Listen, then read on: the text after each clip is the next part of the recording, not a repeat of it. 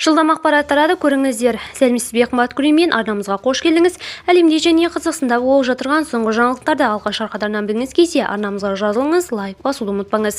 Түнде Қазақстанның бір өңірінде үсік жүреді. 27 сәуірге арналған ауа райы болжамы.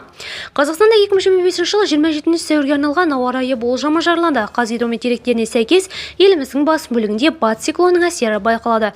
Бұл циклон жаңбыр мен найзағай әкеледі. Елдің солтүстігі мен батысында нөсер жаңбыр жауады. Батыс, солтүстік және орталық өңірлерде бұршақ түсуі мүмкін. Қазақстан бойынша желдің күшеюі болжанған.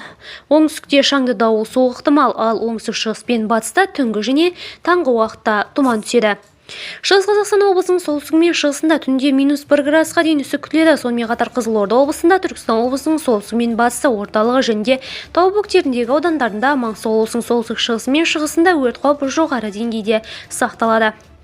Видеомыз кеңінен таралу үшін лайк басып жақындарыңызға таратуды ұмытпаңыз. Біз бақылауды жалғастырыңыз.